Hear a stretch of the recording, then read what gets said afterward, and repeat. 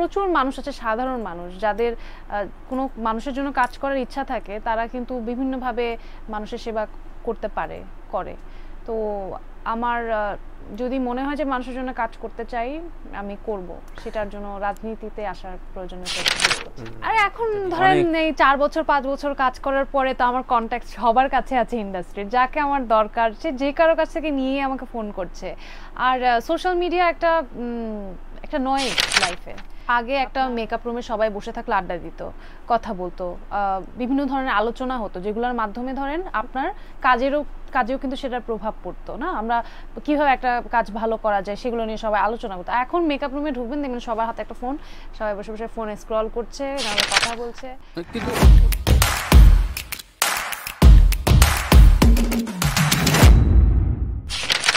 কিন্তু অবশ্যই সেন্সিবল থাকা উচিত, বিকজ একজন শিল্পী বা একজন পাবলিক ফিগারকে তো সবাই ফলো করে, তো তার মতাদর্শ সেটা, হ্যাঁ, প্রত্যেকের অবশ্যই নিজস্ব মতামত থাকবে, নিজের একটা পছন্দের দল থাকতে পারে, কিন্তু কোনো মতামত যাতে কখনো কোনো উস্কানিমূলক বা বিদ্বেষপূর্ণ না হয়।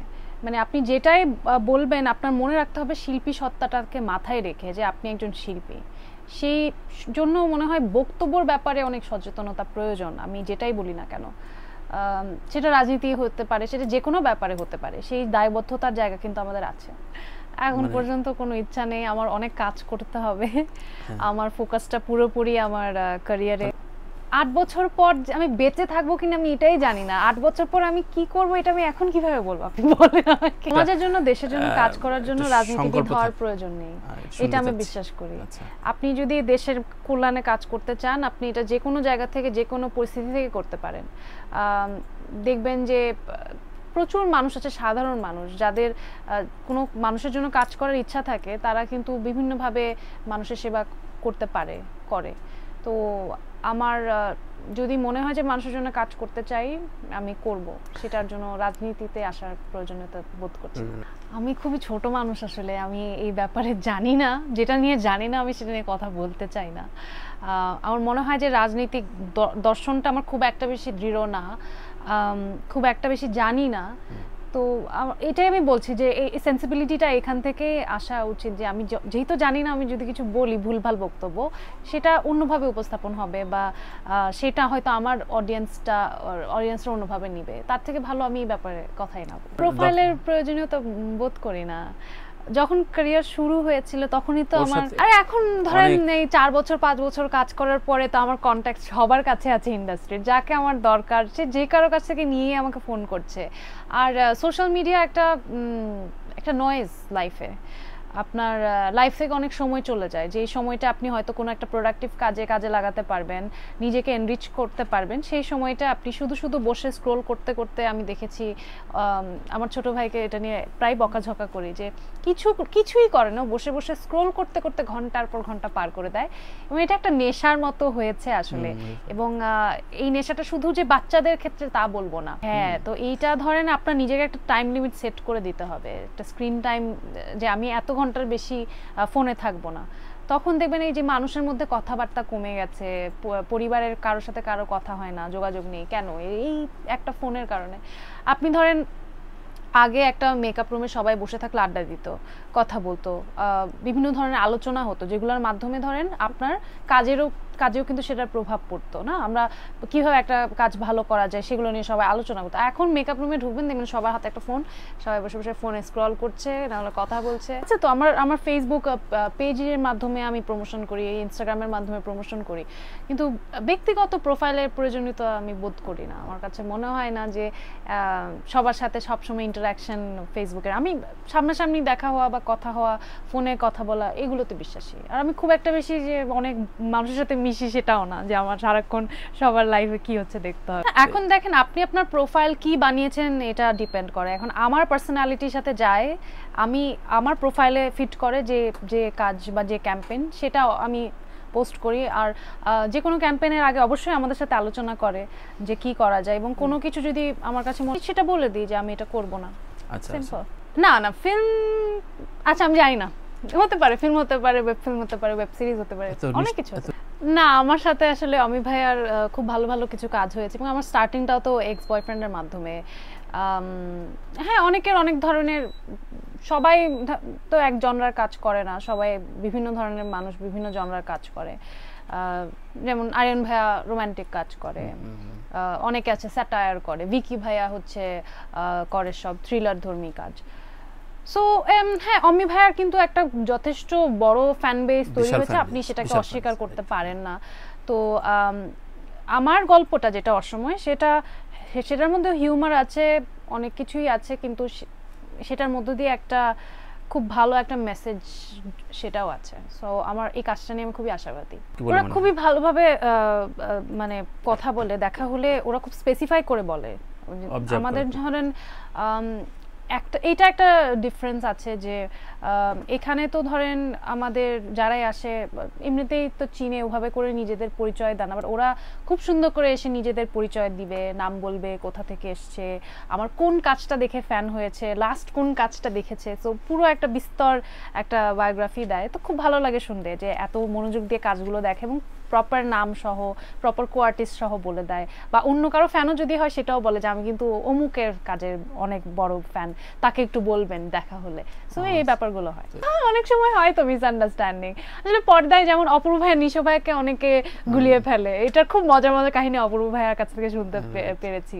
সো হ্যাঁ, অনেকে মাঝে মাঝে মেজামিন আপু ভাবে, তিশা আপু ভাবে, আমি এটাকে আসলে ওইভাবে পার্সোনালি নিই না কখনো। হ্যাঁ, এটাও একটা ওয়ার্ক ট্রিপই ছিল, আমাদের একটা অ্যাওয়ার্ড প্রোগ্রাম ছিল, সেজন্য গিয়েছিলাম।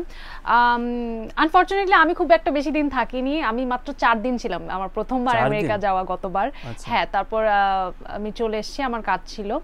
তো 4 দিনে যেটা হয় যে এত রাশ ছিল, একদিন গেল অ্যাওয়ার্ডের মধ্যে, তার মধ্যে 2 দিন 3 দিন আমরা বের হয়েছি। সো হ্যাঁ, ইট ওয়াজ আ ভেরি গুড আন্ডারস্ট্যান্ডিং। তারপর তো আমি মেজামিন আপু আমরা তো আবার গেলাম এবার। সো ভালো লাগে ঘুরতে, খুবই ভালো, খুবই ভালো। আমাদের উই হ্যাভ আ ইউনিটি। আমি বলবো যে কোনো একটা ব্যাপারে যদি আমাদের মনে হয় যে এটা সম্পর্কে কথা বলা উচিত, আমরা সেটা নিয়ে কথা বলি। যদি ইন্ডাস্ট্রিরও কোনো কিছু আমাদের মনে হয় আচ্ছা ঠিক আছে, এই ব্যাপারটা ভালো লাগছে না বা এই ব্যাপারটা ঠিক হয়নি, আমরা সেটা নিয়ে মানে একত্বতা প্রকাশ করার মতো ওই জায়গাটা আমাদের আছে। সমালোচনা বলতে কাজের সমালোচনা তো করা হয়, কোনো কাজ দেখার পর সেটা নিয়ে আলোচনা করা হয়, বা অন্য কারো কাজ দেখলে সেটা নিয়েও কথা। এইটা যেমন কলকাতায় এখনো ওরাও এটা নিয়ে আন্দোলন করছে। আমার আরো এক পৃথিবী যখন রিলিজ পায়, তখন পাঠান রিলিজ পায়, খুব একটা ক্লাশ এবং খুব একটা ভালো পরিস্থিতি ছিল না ওই সময়। তো ওরা যেটা ওখানে প্রস্তাব করছে যে একটা পার্সেন্টেজ অফ হলস বা একটা পার্সেন্টেজ অফ শোজ সবসময় বাংলা ছবির জন্য আপনার রাখতে হবে। জাস্ট বিকজ একটা ফরেন ছবি এসে অনেক ব্যবসা করছে, 10টা হলের 10টায় আপনি ওটাকে দিয়ে দিলেন, আর একটা নতুন বাংলা ছবি আসছে তাকে একটা হলও দিলেন না, এটা করা যাবে না। আপনার বাংলা ছবির জন্য একটা হল প্লাস প্রাইম টাইমে যেটা করে যে ওরা সব দেখা গেলো সন্ধ্যা 7টার শো বা যেসব টাইমে মানুষ যাবে সেই শোগুলো দিয়ে রাখে একটা ফরেন ফিল্ম, সেটা যদি করে তাহলে আমাদের বাংলাদেশের ছবিগুলো যদি দেখা গেল সকাল 10টার শো, সকাল 10টায় যে কে ছবিটা দেখবে, তারপর বললেন যে হ্যাঁ শো তো দিয়েছিলাম কিন্তু শো চলেনি। সো এই ব্যাপারগুলো আমার মনে হয় একটা নীতিমালা প্রয়োজন, প্রপার নীতিমালা, যেখানে আমাদের শো টাইমিং থেকে শুরু করে কয়টা শো বা বছরে কয়টা ছবি আসতে পারবে, কোন টাইমে আসতে পারবে, এবং সেটা আগে ভাগে অ্যানাউন্স করা। দেখা গেল হুট করে আপনি জানেন যে অন্তর্জালের ক্ষেত্রে মনে হয় এটা অনেক হয়েছে যে অনেকবার রিলিজ ডেট পেছাতে হয়েছে, তো ওরা তো বলেই দিয়েছিল যে আমাদের ছবিটা এই সময় আসবে বা সামথিং, তো ওদেরকে আগে থেকে বলা উচিত ছিল যে আমরা এই টাইমে এরকম একটা ছবি আনছি। সো এটা মিনিমাম একটা নোটিশ দেয়া যে অমুক টাইমে অমুক একটা ছবি আসবে, সো তখন তাহলে আপনাদের রিলিজ ডেট এভাবে প্ল্যান করেন বা এরকম কিছু। আমি জাস্ট ছোট মানুষ, আমি জাস্ট বললাম যে এগুলো হতে পারে, আর এছাড়া বাইরে হ্যাঁ আমি বলবো যে নতুন নতুন নির্মাতাদের আরো আসা উচিত, যারা ধরেন নাটকে ভালো কাজ করছে বা যারা ওয়েব সিরিজ ওয়েব ফিল্ম ভালো কাজ করছে তাদের, যেমন আমি সবসময় ভিকি ভাইকে দেখা হলে বলি আপনি কেন ফিল্ম করছেন না, অমি ভাইকে বলি আপনি কেন ফিল্ম করছেন না, কারণ আপনাদের তো একটা অডিয়েন্স পুল আছে, তাদেরকে যদি আপনি ফিল্মমুখী করতে পারেন তাহলে একটা নতুন অডিয়েন্স যোগ হয়। আসলে এখন যে সময়টা এটা কালচার গ্রো করার সময়, আমাদের অভ্যাস নেই। আমাদের এখন বিনোদন বলতে আমরা বুঝি যে কোনো রেস্টুরেন্টে খেতে যাওয়া, কোনো পার্কে যাওয়া, ফিল্ম মানে কোনো ফিল্ম দেখতে যাওয়াটা ঈদ ছাড়া এখনো এটাকে ওইভাবে একটা কালচারের পার্ট বানানো হয়নি যে হ্যাঁ আচ্ছা ফ্রাইডে আজকে একটা ফ্রাইডে ফিল্ম দেখতে যাব, এটা একটা সময় ছিল। বিকজ ফ্রাইডেতে এখন প্রতি ফ্রাইডেতে ফিল্ম রিলিজ হয় না তো, বা মাসে একটা বার যে পুরো ফ্যামিলি প্ল্যান করবে আচ্ছা আমরা সবাই মিলে দেখতে যাব, এই কালচারটা গ্রো করা উচিত। তো এখন যারা কাজ করছেন তারা তো খুবই ভালো করছেন, রাফি ভাইয়া, তারপরে হিমেল আশরাফ ভাই, ওনাদের যাদের ছবি হিট হয়েছে বা যারা আসলে অডিয়েন্স পালসটা বোঝেন, শিহাব শাহিন ভাইয়া অনেকদিন ফিল্ম করেন না, উনার করা উচিত।